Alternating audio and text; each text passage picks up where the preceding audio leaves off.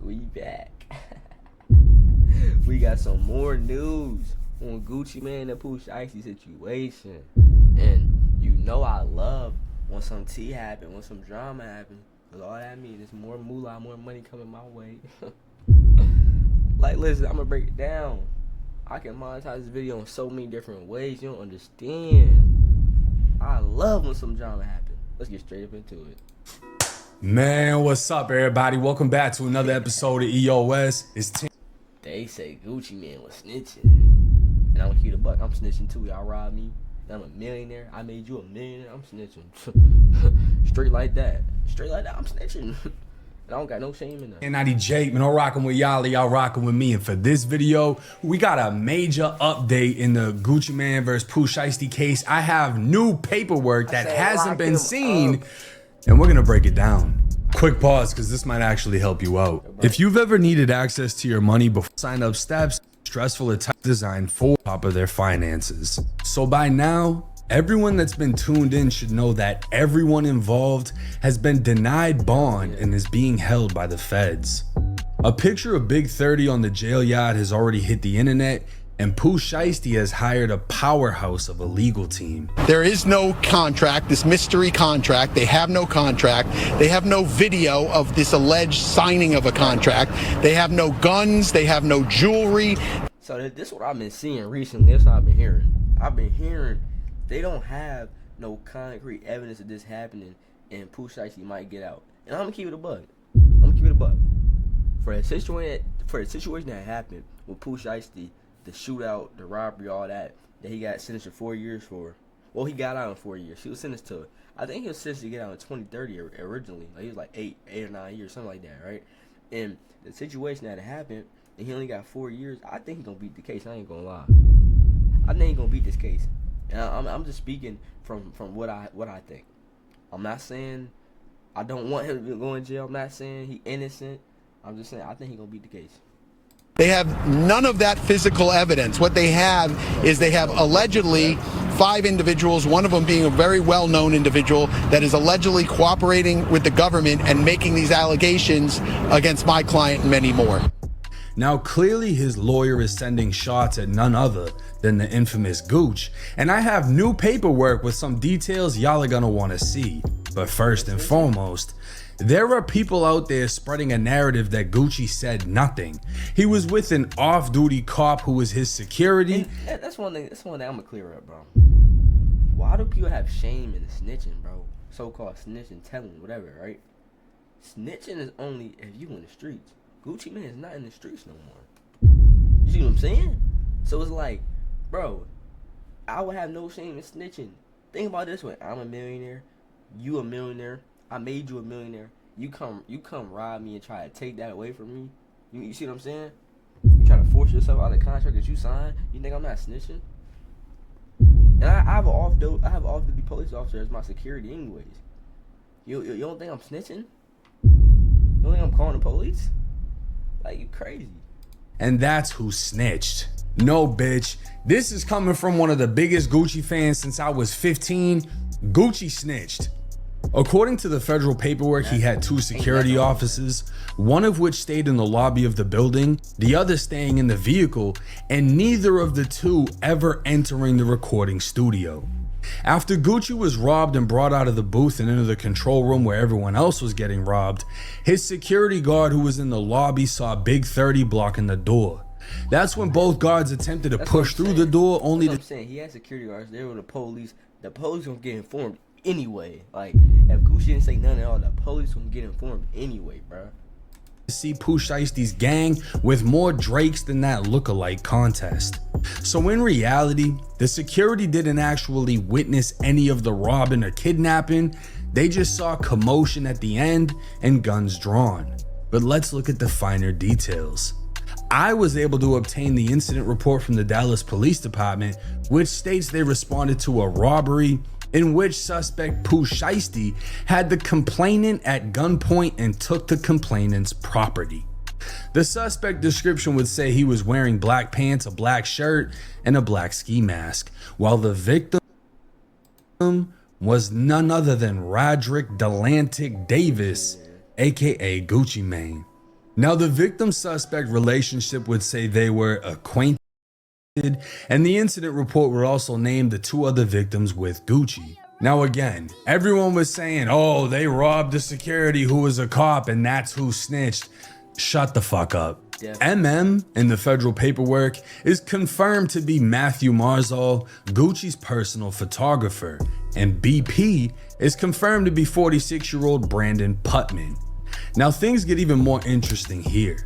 BP is a private chef closely associated to Gucci Mane, as he can be seen not only wearing a 1017 chain, but sporting 1017 clothing as well as attending many events such as Gucci's birthday. But things go back way further than that. BP is one of Sun Valley's originals. Sun Valley being the old apartments located in Zone 6 on Atlanta's east side of Boulder Crest Road. After a career working for major energy companies, I decided to look into coal, and I realized a hood Gucci has famously rapped about for years, and the same hood OJ the Juice Man came up out of, which is why they'd all be pictured together. BP would be tagged in old photos of Gucci in the hood, showing this wasn't just a personal chef, this was a very close friend of Gucci, possibly considered family. And in that same photo, BP would comment classic, to which someone replied, not one rat or coward among us. And one thing y'all gotta get about that is ratting and telling, alerting the police that somebody robbed you is way different, bro. Well, BP would also make the news back in 2010 after Clayton County and Fulton County authorities seized over 300 pounds of marijuana valued at $1.7 million, while seizing almost $200,000 in cash, multiple vehicles, and a gun. So BP wasn't just anybody, he was a real nigga, man, but you know. But inside of that music recording studio, he'd get his chain snatched, his pockets ran, and BP would identify not 1, not 2, but 4 of the suspects by name and cool. Instagram handle. And that's cool. Ain't nothing wrong with that. Ain't no shame in that, bro. Like, I don't care what nobody say. If somebody robbed me like that, I'm respectfully, I'm telling you. You robbed me like that, and I promise you I'm telling, bro. Now let's talk about Gucci. The incident report would state the responding officer met with complainant 1, Roderick Davis, and the 2 other victims who stated they were robbed at gunpoint by 6 or 7 unknown suspects wearing black attire. So this is stating Gucci was one of 3 suspects who told police he was robbed. Now the actual statements have been redacted under Texas law, but police were told exactly what was taken by who.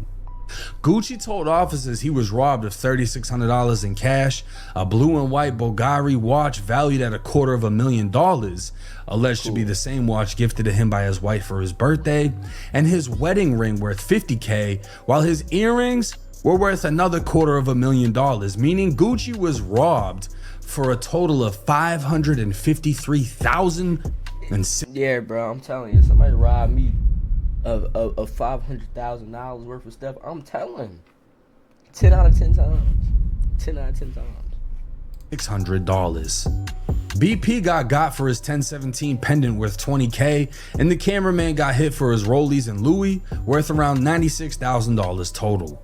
So in all, Shiesty is made off with over $600,000 worth of shit.